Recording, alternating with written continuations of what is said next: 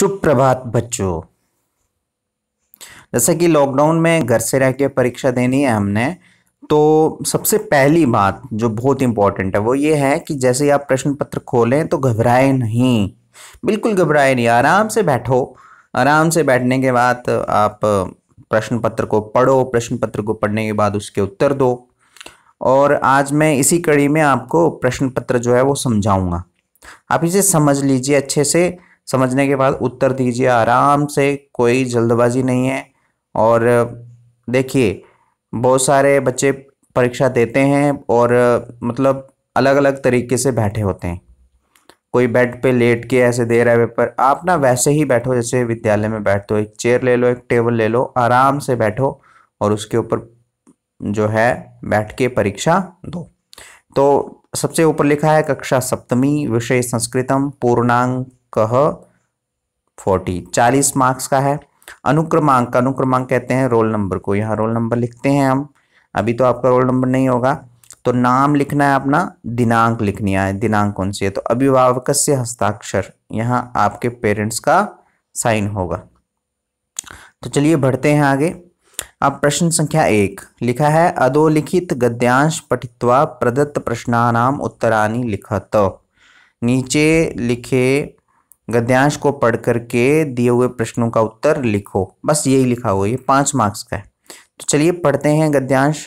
मनसा, मन से, वाचा वाणी से, कर्मणा कर्म से, परेषाम उपकाराः परोकाराः कथ्यते। मन वाणी कर्म से दूसरों का उपकार परोकार कहलाता है। संसारे यत अचेतसः सन्ति, संसार में जो अचेत हैं, ते अपि उपकारताः सन्ति, वे भी उपकार करते हैं। नद्यः परोकाराय वहन्ति, नदियां जो हैं दूसरों के लिए बहती हैं।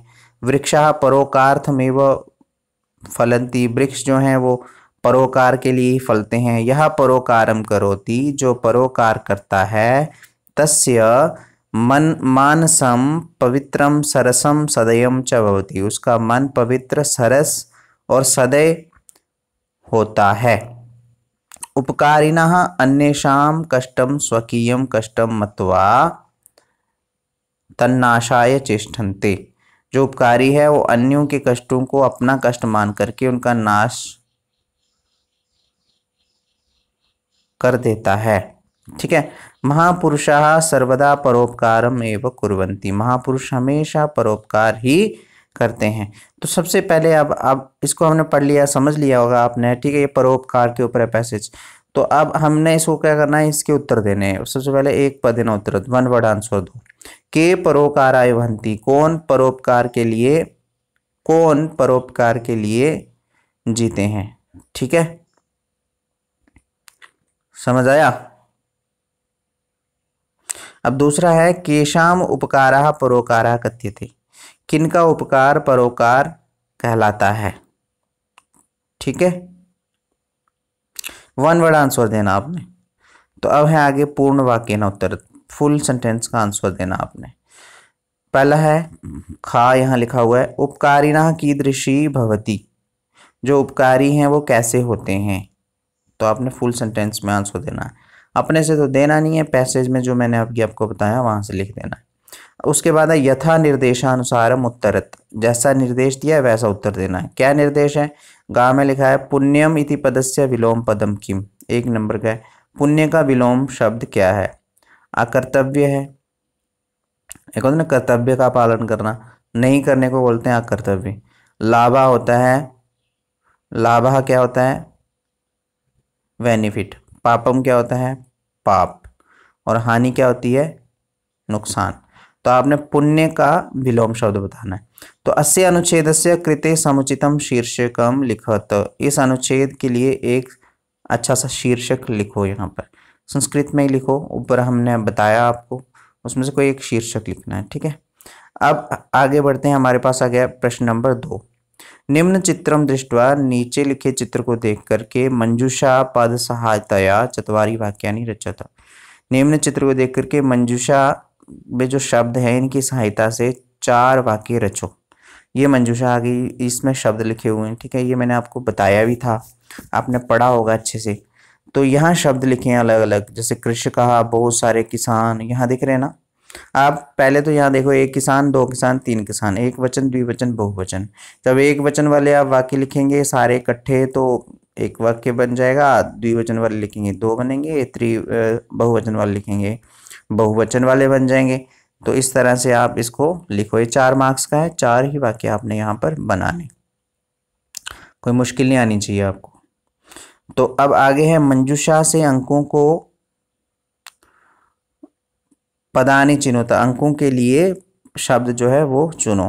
50 को क्या कहते हैं संस्कृत में, वो आपने इन 4 लिखे हुए ना, सप्तविंशति, एकत्रिंशत्, पंचाशत, चतुर्विंशति।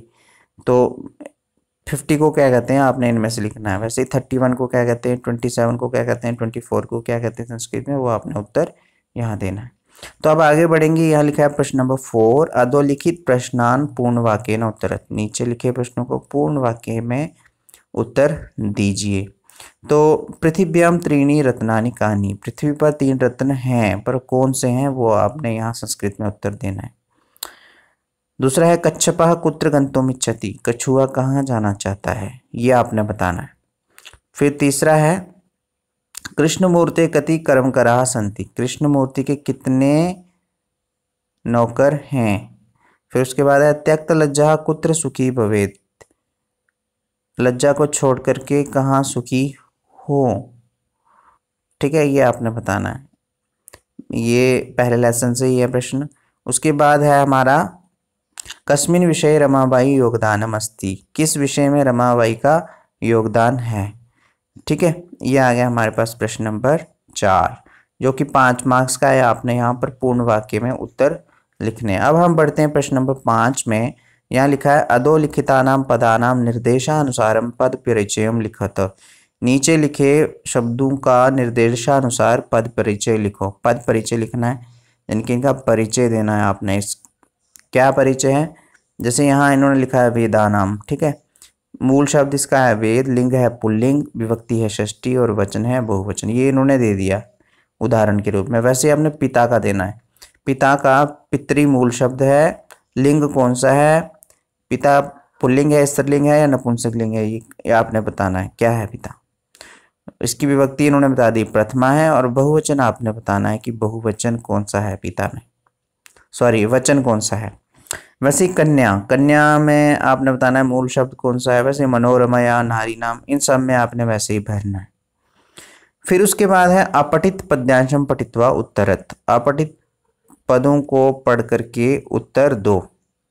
अब ऐसा होता है कि कई बार हम लोग ऐसे श्लोक सुनते हैं, क्या हमने कितने ध्यान से सुने, ठीक है, पिछली कक्षा में सुने होंगे, तो वैसा ही एक श्लोक आ गया आपको आपके सिलेबस में, तो आपने इसको इसके उत्तर देने पड़ के।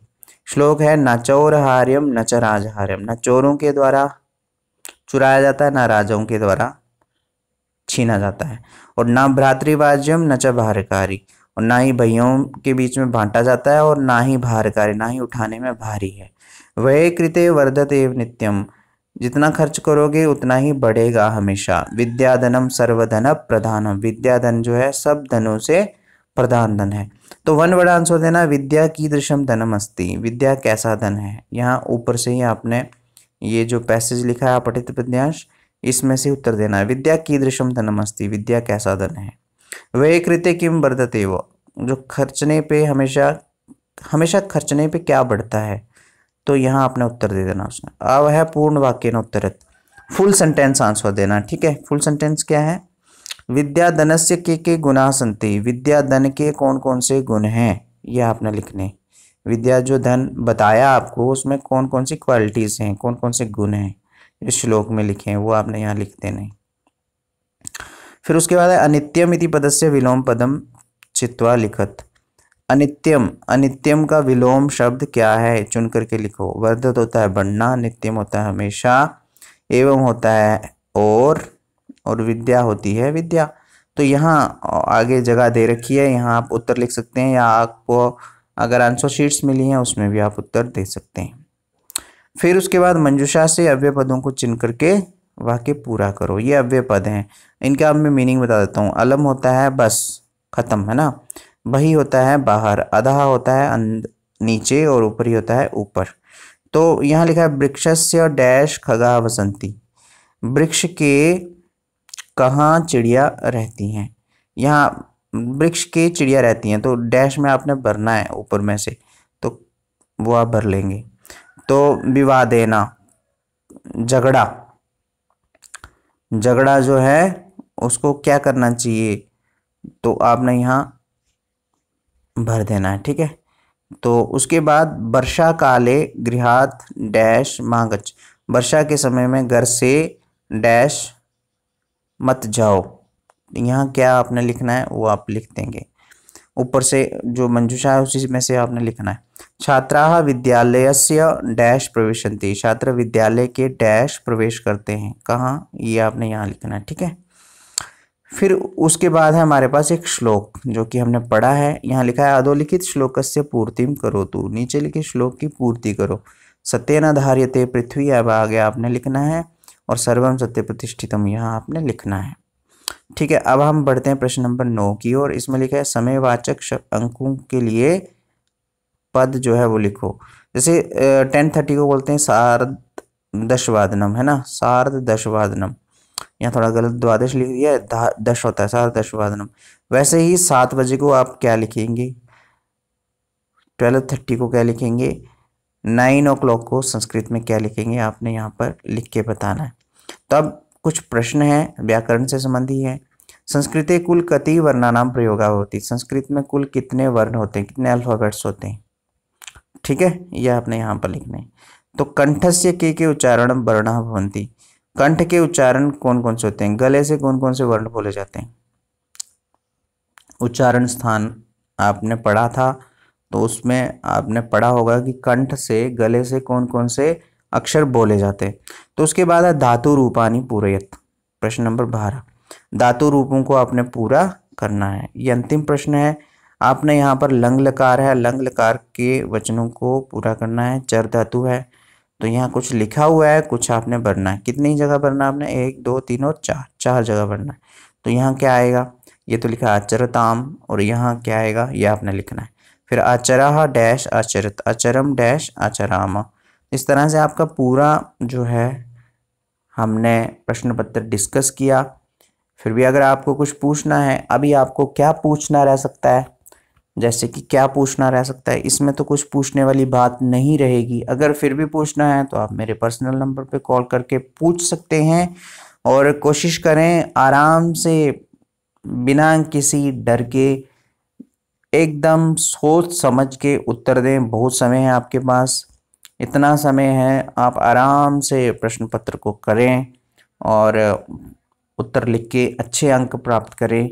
और इसी तरह से संस्कृत पढ़ते रहें और अच्छे से संस्कृत पढ़ें, बिना डरे, बिना सोचे समझे। यहाँ आपको कोई दिक्कत आएगी, परेशानी आएगी, हमारे द्वारा आपको समाधान जरूर दिया जाएगा, ठीक है। तो आपको पेपर की एग्ज़ाम की शुभकामनाएं, और अच्छे से जो है उत्तर लिखिए। धन्यवाद।